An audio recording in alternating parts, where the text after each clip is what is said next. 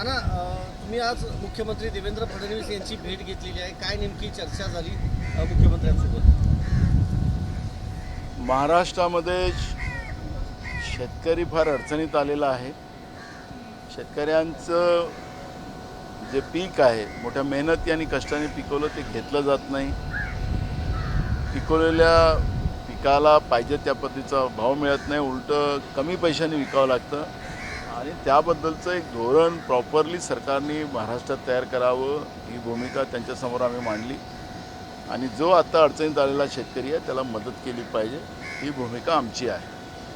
दुसरा महत्त्वाचा प्रश्न जे महाराष्ट्रामध्ये महाराष्ट्राच्या अस्मितेला ज्या प्रकरणाने कलंक लावला, खरात प्रकरणाने, त्या खरात प्रकरणाबद्दलचीही चर्चा त्यांच्याबरोबर माझी झालेली आहे. आणि याच्याबद्दलचं जे कोणी लोक याच्यामध्ये आहेत त्या सगळ्यांवर तातडीनं कारवाई कशी करता येईल त्या पद्धतीचा एक भूमिका आम्ही मांडलेली आहे. आणि मग विकासाची जी काही कामं असतात त्याबाबतची चर्चा त्यांच्याबरोबर झाली.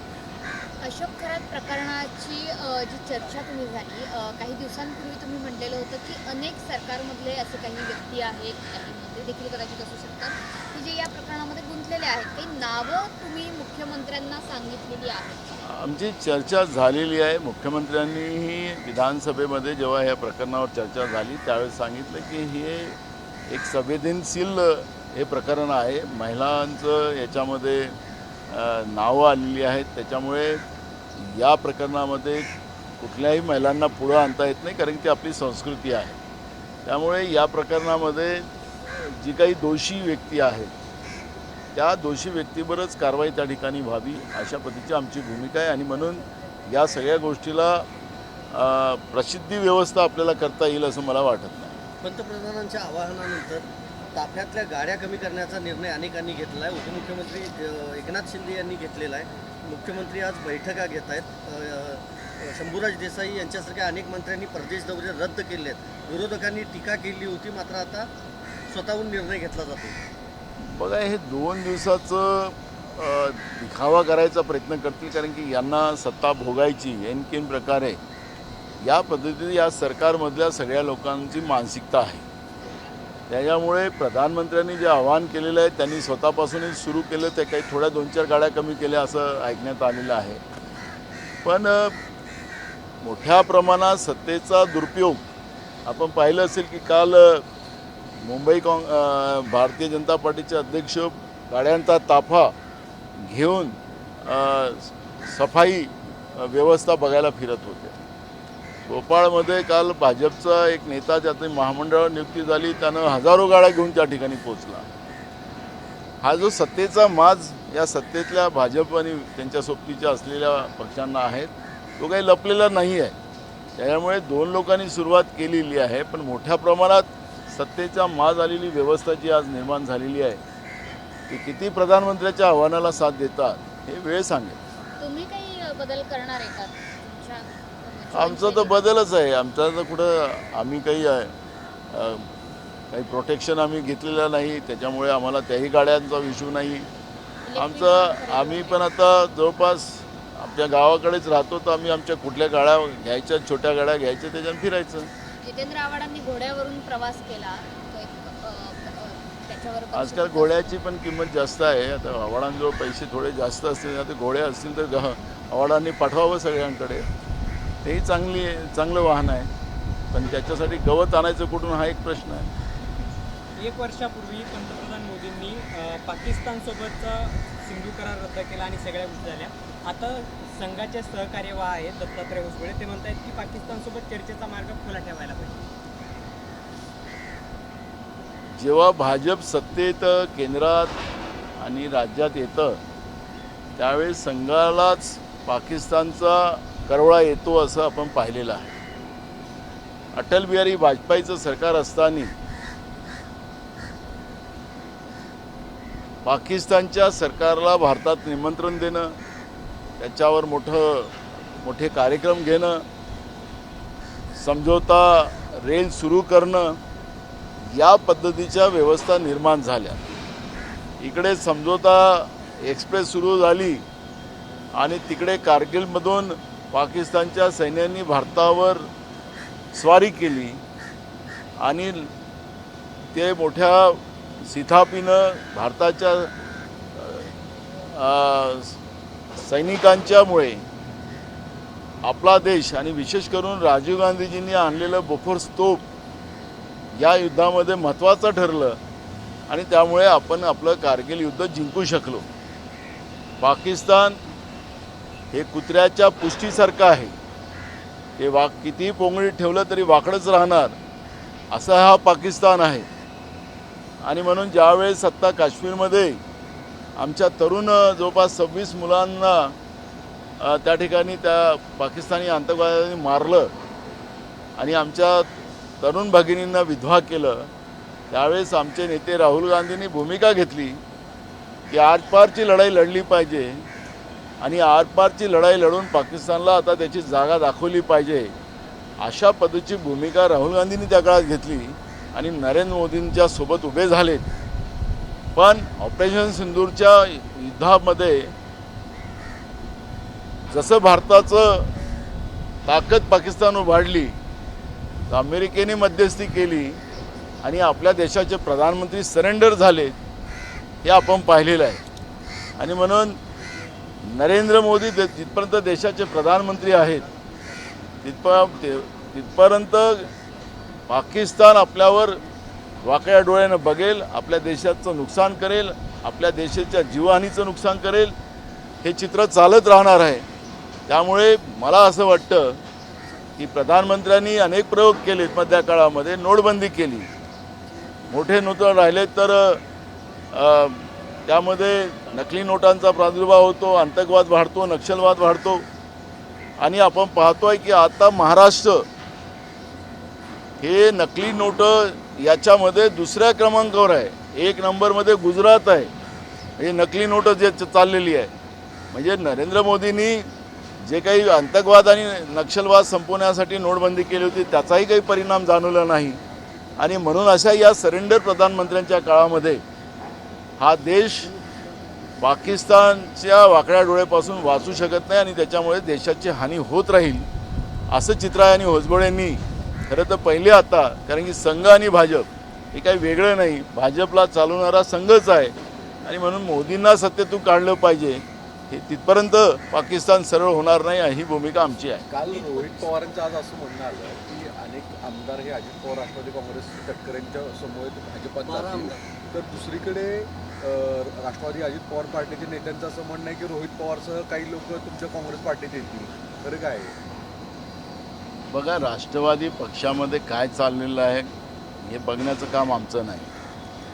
जेव्हा जेव्हा काही घटना होतील त्यावेळेस आपल्याला दिसणार आहे. त्यामुळे मला असं वाटतं की हे वेळ नाही की त्या राष्ट्रवादीच्या बद्दल आम्ही काही भूमिका मांडा. राष्ट्रवादीमधल्या अंतर्गत वाद याच्यामुळेच काल तटकरे मुद्दाहून शरद पवारांना भेटायला गेले का तब्येतीची चौकशीचं निमित्त करत?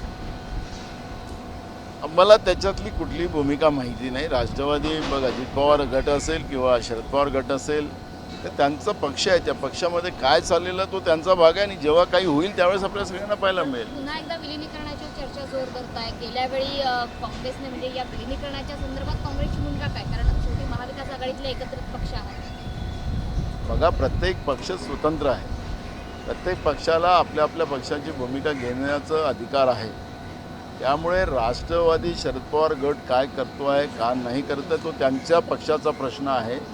त्यामुळे मला असं वाटतं की त्याच्यापेक्षा महत्त्वाचे प्रश्न महाराष्ट्रामध्ये अनेक आहेत आणि त्या प्रश्नाकडे काँग्रेस लक्ष देऊ नये. त्या प्रश्नाला न्याय मिळाला पाहिजे आणि महाराष्ट्राची जनता सुखावली पाहिजे ही भूमिका काँग्रेस पक्षाची आहे. नीटची परीक्षा पुन्हा एकदा कॅन्सल झाली आहे. लाखो विद्यार्थ्यांचं भवितव्य आता पुन्हा धोक्यात आहे.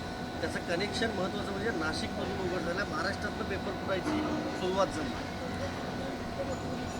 आमचे नेते राहुल गांधीजींनी या अमृतकालाचं एक चांगलं उदाहरण काल दिलं आणि आता विषकाळ चाललेला आहे अशा पद्धतीची भूमिका मांडली आहे. या वाक्यामध्येच खूप सारं दडलेलं आहे. नीटसारख्या परीक्षा ज्यामध्ये लाखो विद्यार्थ्यांचं भविष्य या परीक्षामध्ये असते. आपल्या महाराष्ट्रामध्ये आपण पाहिलं की 12वीचा निकाल ज्या दिवशी लागला त्याच्या दुसऱ्या दिवशी नीटची परीक्षा झाली. म्हणजे 12वीचा निकाल लावायची गरज नव्हती त्या काळामध्ये, नाही तर 8 दिवसाच्या पहिले लावू शकत होतं राज्यातलं सरकार, किंवा 8 दिवसाच्या नीटच्या परीक्षेच्या नंतर लागू शकत होतं. पण महाराष्ट्रातल्या मुलांना मुलींना या नीटच्या परीक्षेमध्ये नापास कसं करता येईल याच्यावरची व्यवस्था राज्य सरकारने केली होती. आणि आता जे काही नीटचा पेपर लीक झाला तो नाशिकमधून झाला, हे उघडकीस आल्यानंतर महाराष्ट्र हे भ्रष्टाचाराचं हे मोठं माहेरघर झालं आणि महाराष्ट्रामध्ये कायदा सुव्यवस्था आता बाकी राहिलेलं नाही, हे या निमित्तानं स्पष्ट झालेलं आहे. हे याच्यातून आपल्याला सांगता येईल. तर रोहित पवार यांनी आरोप केला आहे की नाशिकमध्ये अशोक खरात प्रकरणात जी SIT नेमणूक करण्यात आलेली आहे ते SIT अधिकारी सुद्धा काही प्रमाणात आता पैसे घेत आहेत असं रोहित पवारांचा आरोप आहे. मला वाटतं की महाराष्ट्रामध्ये आता पुढच्या महिन्यामध्ये विधिमंडळाचं अधिवेशन येत आहे. मार्चच्या अधिवेशनामध्ये खरंच प्रकरण पुढं आलं, मुख्यमंत्र्यांनी SITची घोषणा केली आणि आता SITनी काय केलं की नाही केलं आणि काय त्याच्यामध्ये कोणाकोणावर कारवाई केली हे मुख्यमंत्र्याला सभागृहात सांगावंच लागणार आहे. त्याच्यामुळे या सगळ्या प्रकरणामध्ये SITच्या अधिकाऱ्यांनी काय पाप केलं की नाही केलं याची माहिती आमच्याकडेही आहे, रोहित पवाराकडेही असेल. आणि म्हणून सरकार उत्तर काय देतं त्याच्यावर आपल्याला खूप साऱ्या गोष्टी आपल्याला पुढच्या काळात मांडता येतील असं मला वाटतं. तुम्ही आज CM ला काय भेटलं काय सांगितलं सर RSS जनरल सेक्रेटरी मुसाबळे यांनी सांगितलं बोलले ते? की क्रिकेट म्हणजे खेळ सुरू ठेवायला पाहिजे असं सुद्धा त्यांचं म्हणणं आहे. नाही, निवडणुकीच्या वेळेस पाकिस्तानचा विरोध करायचा RSSनी आणि भाजपनी, आणि आता त्यांच्याशी क्रिकेट चालू ठेवायचा, असं हे दोघली राजनीती ही जी भाजप आणि RSSची आहे त्याच्यातून हे स्पष्ट होते आहे क्रिकेटच्या खेळापासून. थँक्यू. सर हिंदीमध्ये बघतो तो RSS की RSS से जनरल सेक्रेटरी मूसा बोले यानी इन्होंने ऐसा कहा है कि पाकिस्तान अब अगर हम पर पुलवामा करेगा तो हमें भी जवाब देना चाहिए, लेकिन डिप्लोमेटिक डायलॉग्स और टॉक्स मतलब डिप्लोमेटिक डायलॉग बंद नहीं होने चाहिए और स्पोर्ट्स कंटिन्यू रखना चाहिए, ऐसा RSS का कहना है. सलाह दी केंद्र सरकार ने. हिजबुल्लाह का ही कंट्रोल केंद्र के सरकार पे चलता है. देश के प्रधानमंत्री RSS के प्रचारक है. वो भीख मांगकर 35 साल 40 साल उन्हें भीख मांग कर जिंदगी जिए हैं. तो मुझे लगता है कि उनको सलाह देने की जगह नहीं आदेश देने की ज़रूरत है. मुझे लगता है कि आज जो परिस्थितियाँ बनी हुई पूरी देश में, जो पाकिस्तान ने पुलवामा में पहलगाम में जिस तरह से हमारे पे हमला किया, हमारे फौज को हमारे देश के लोगों को जिस तरह से मारा, और हमारे नेता राहुल गांधी जी ने भूमिका रखी कि हम सरकार के साथ हैं, सरकार ने पाकिस्तान को उनकी जगह दिखाना चाहिए, लेकिन हमारे देश के प्रधानमंत्री सरेंडर हो गए और सरेंडर होकर अपने देश को बचाने की जगह खुद को बचाने के लिए एप्स्टीन फाइल सामने आई उसमें बचाने में अपने आप को लगे हुए. तो मुझे लगता है कि ये प्रधानमंत्री जब तक देश में है तब तक पाकिस्तान हमारे पे अत्याचार करते रहेगा और दुनिया में वो शांति दूत बनकर घूमते रहेगा. ये स्थिति अब बन चुकी है. लेकिन क्या स्पोर्ट्स जारी रखना चाहिए पाकिस्तान और भारत के बीच जो क्रिकेट देखो, मुझे लगता है कि ऐसे पाकिस्तान से दोस्ती रखने की कोई ज़रूरत नहीं है. जो पाकिस्तान हमेशा हमारा विश्वासघात की वो पाकिस्तान ने किया है, हमारे देश की जनता से धोखाधड़ी किया है, ऐसे पाकिस्तान से कोई संबंध नहीं रखना चाहिए. ये भूमिका हमारी. आज तमिळनाडू गव्हर्नमेंटमध्ये विजय मुख्यमंत्री यांना बहुमत सादर करताना AIADMKचं सहकार्य त्यांना मिळाल्याचं दिसून आलं. DMKने बायकॉट टाकलं त्याच्यावर, पण AIADMK जो NDAचा अलायन्स आहे त्यांचीच मदत आमदारांची फुटल्याचं दिसून आलं. विजय थलपती यांच्या सरकारला बहुमत सिद्ध करण्यामध्ये आज त्यांना यश आलं, त्याबद्दल मी त्यांना मनापासून शुभेच्छा देतो. आणि विजय थलपतींच्या नेतृत्वामध्ये तामिळनाडूचं प्रॉपर डेव्हलपमेंट होईल अशा पद्धतीच्या आमच्या सदिच्छा त्यांना आहे.